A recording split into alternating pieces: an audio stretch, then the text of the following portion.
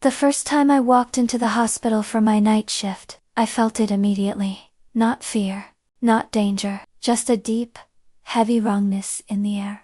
The smell of disinfectant burned my nose, but beneath it was something stale. Something rotten, like the building itself had been breathing for too long.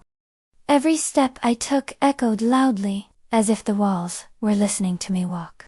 I sat down at the security desk and checked the patient records, just routine, until I saw one name circled in red.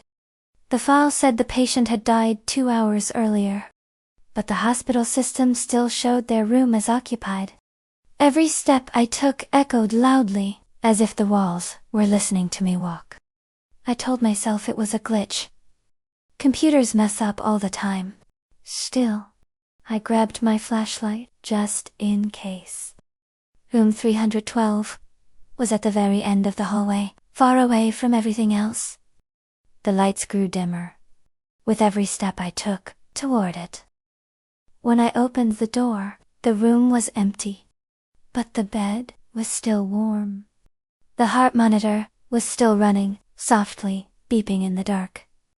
That was when I realized something terrifying. The room didn't feel empty. I backed away slowly and stepped back into the hallway. I told myself I was just tired, just paranoid, but my hands were shaking. I checked the security cameras. Room 312 wasn't empty anymore. A tall figure was standing beside the bed, completely still. My stomach dropped. That patient was supposed to be dead. I didn't want to go back, but I had no choice.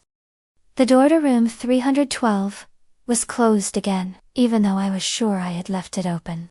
From inside, I heard breathing. Slow, heavy, wet breathing. I opened the door. Someone was lying in the bed. It was the same person from the death report. His eyes were wide open, staring straight at me, never blinking. "You're not supposed to be here," he whispered. Then, the lights went out. When they came back on, the bed was empty. The door slammed shut behind me and locked. My radio crackled. "Security, the patient from room 312 hasn't been found." I felt something standing behind me. Cold breath brushed against my neck. I turned around. Nothing was there. Then, wet footprints began forming on the floor. They led away from me, toward the morgue. The smell of chemicals grew stronger with every step. One of the metal drawers was open, waiting.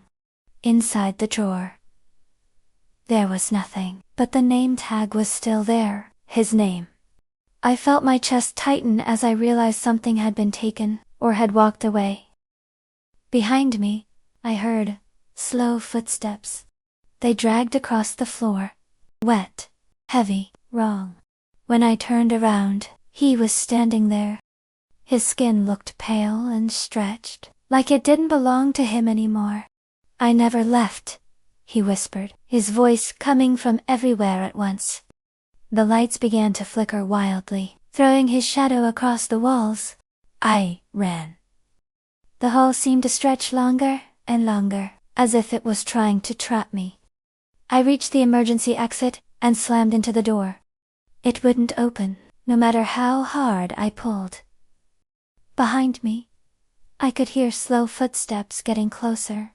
My heart was pounding so hard it hurt. I turned around, and he was right there. His face was decaying now, like something that should have stayed buried. "You forgot me," he whispered. I backed away. But there was nowhere left to go. Suddenly, the hallway lights went out. I was standing in total darkness with him. Then, a faint, green emergency light flickered on. He was gone. For a moment, I thought it was finally over. I slowly walked back toward the security office. The cameras were still on. Room 312 was showing something again. The patient was standing inside, staring straight into the camera, straight at me. My blood ran, cold. Then I saw him, standing behind me, in the reflection of the monitor. I slowly turned around. The room was empty, but I could still feel him there. The radio suddenly crackled again. Room 312 has a new patient. I didn't understand until I saw the name. My name. My hands began to shake violently. I felt dizzy, weak, cold. And then everything went black.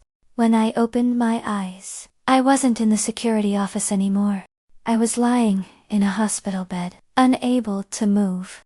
4 tubes were connected to my arms. I tried to scream, but no sound came out. The door slowly opened. A nurse stepped inside, her face hidden in shadow. She looked at my chart and smiled. "Time of death pending," she whispered. That's when I realized I was now the patient. I saw my name written on the chart. Room 312. The same room where it all started. The door slowly closed, locking me inside. I heard breathing beside my bed. The patient was standing there, smiling. "Now, you stay," he whispered. The lights went out. The heart monitor began to flatline. And now? When new guards work the night shift, they sometimes see a patient in room 312, staring back at them, waiting.